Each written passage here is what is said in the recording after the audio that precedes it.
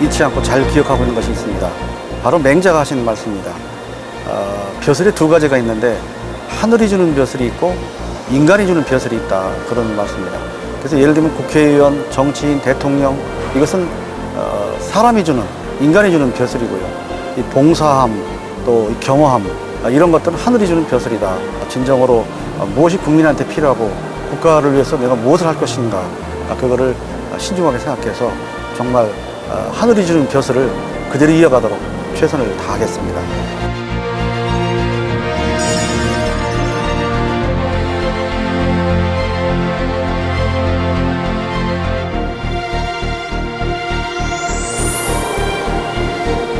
안녕하세요. 저는 충남 아산 출신 새누리당 이명수 의원입니다.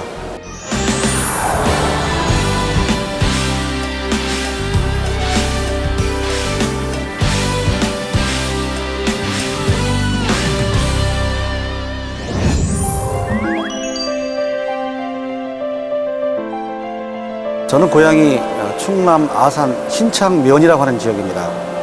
과거에 면함 최익현 선생께서 처음 현감으로 2년 동안 근무했던 곳입니다. 제가 현청에 있던 바로 옆에서 자랐습니다. 그래서 막연하지만 뭔가 이 개인보다는 지역이나 나라를 생각하며 어떤 일을 해보자, 그런 생각을 막연하게 가졌고요.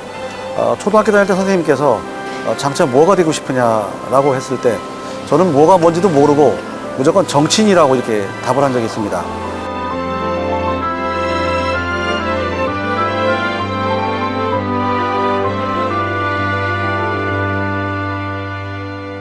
국회, 또 국회의원의 가장 첫 번째 본령은 바로 입법 활동입니다.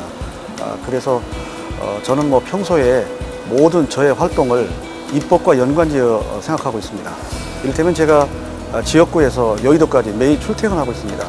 출퇴근하면 적어도 2시간 반 이상의 시간을 교통기관 속에서 제가 보내게 됩니다. 그 속에서 그냥 보내는 것이 아니라 바로 입법에 관한 여러 가지 내용들을 정리하고 언론에 나오는 내용들을 체크를 하고 또 당시 현안이 생겼을 때 그때 어떻게 입법으로 이걸 보완할 것인가 하는 문제를 고민하는 시간이 매일 아침 저녁으로 주어지고 있습니다. 또 그런 문제가 제기되면 바로 제가 행정 공무원을 했기 때문에 대통령 비서실에부터 저 기초자치단체까지 했던 경험을 살려서 이 법을 어느 부분을 고쳐서 어떻게 보완하면 이게 실효성이 있겠다, 이런 판단을 빨리 해서 그 부분을 바로바로 함께 일하는 보좌진과 함께 입법안을 가장 빨리 내놓을 수 있는 그런 의원이 되고 있습니다. 그래서 이런 노력에도 불구하고 여러 가지 실제 입법으로 처리되는 경우가 상당히 적은 편입니다. 그래서 앞으로는 이제 입법 제안도 중요하지만 통과를 해서 실제 국민들이 바라는 그런 입법으로 완성시키는 그런 부분에 더 역점을 둘 계획입니다.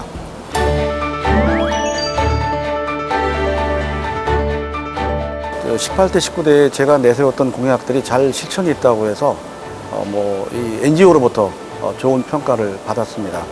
물론 저희 공약 중에는 이제 좀 중장기적으로 시간이 많이 걸리는 것도 있고 단기간에 할 수 있는 것도 있습니다만 가능한 저희 4년 동안에 그런 일들을 마무리하는 데 중점을 두고 있고요.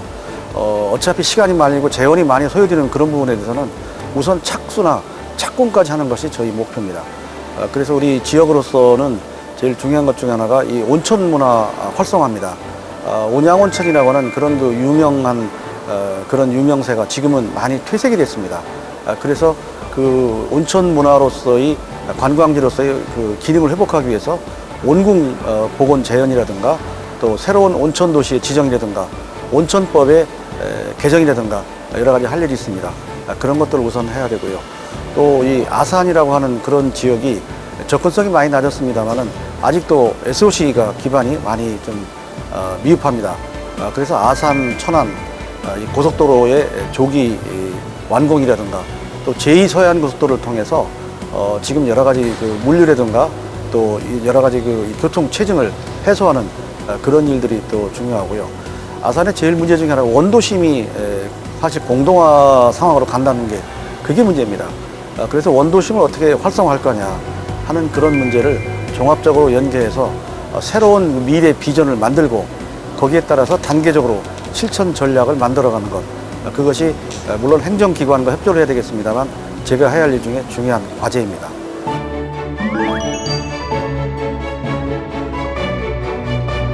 저는 20대 국회를 새로 이렇게 들어오면서 여러 가지 많은 소회와 또 나름의 각오가 많습니다.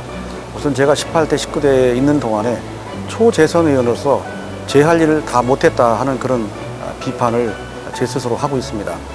근데 잘 아시는 것처럼 국회에서 초재선 의원이 할 수 있는 범위는 한계가 있을 수밖에 없습니다. 무엇보다 20대 국회는 18대, 19대에 잘못된 것을 다시 반복하지 않는 그런 국회가 돼야 된다고 생각합니다. 그래서 우선 이 국회 운영의 틀, 크게는 정치 개혁이 우선 돼야 되고요. 그 다음에 국민과 약속했던 것, 국민과 신뢰를 우리가 저버렸던 부분, 그런 부분을 빨리 보완을 하고 원래의 국회의 모습으로 되돌아가야 된다고 생각을 합니다. 그런 가운데 또 국가를 위해서, 국가 경쟁력을 위해서 또 국가의 중요한 여러 가지 경제 활성화나 또 청년 일자리 문제 이런 걸 위해서 상임위가 어디 있든지 간에 모든 의원들이 함께 힘과 지혜를 모아서 이 어려운 시기를 잘 극복해야 되지 않나 이렇게 생각하고 있습니다.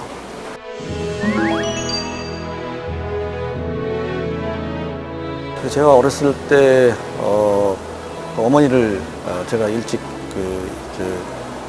떠나 보내게 됐는데 그로부터 그때 들은 말이 어머니가 하늘나라로 가셨다 이런 얘기 많이 들었습니다. 어린 나이엔 잘 기억을 못했는데 초등학교 들어가고 하면서 자꾸 생각나는 하늘을 자꾸 쳐다봤습니다. 그래서 하늘을 쳐다보되 하늘 쳐다보는 걸로 끝나면 안 되고 그 다음을 생각해야 되겠다 해서 어렸을 때부터 제가 제 좌우명으로 새기는 것이 푸른 하늘을 보며 내일을 생각하자. 이게 제 조그만 어린 속인의 그런 그 관념을 갖고 그걸 제 좌우명으로 지금도 삼고 있습니다. 어렵고 힘들고 또 좋은 일이 있어도 하늘을 보면서 우리가 다음을 생각하고 또 내일을 생각하는 마음, 그게 제가 가장 소중하다고 생각하고요. 제가 학교 다닐 때 바람과 함께 사라지다 라는 영화를 봤습니다. 그 영화를 보고 그때 자막에 나왔는데요. After all, tomorrow is another day. 결국 내일은 내일의 바람이 있다. 그 영화의 맨 마지막 대사를 늘 잊지 않으려고 합니다. 막상 제가 미국의 애틀랜타 시에 가서 직접 거기 그 작자의 원 집도 가봤고요. 그 영화 무대도 봤습니다만 뭐 영화 자체보다 그 영화를 통해서 우리한테 주는 메시지가 굉장히 중요하다고 생각하는데 그래서 앞서 말씀드린 푸른 하늘 보며 내일을 생각하자. 결국 내일은 내일의 바람이 있다는 말과 서로 상충하게 돼서 그 두 가지 대사와 그 생각을 저희 하나의 그 좌우명처럼 늘 새기고 있습니다.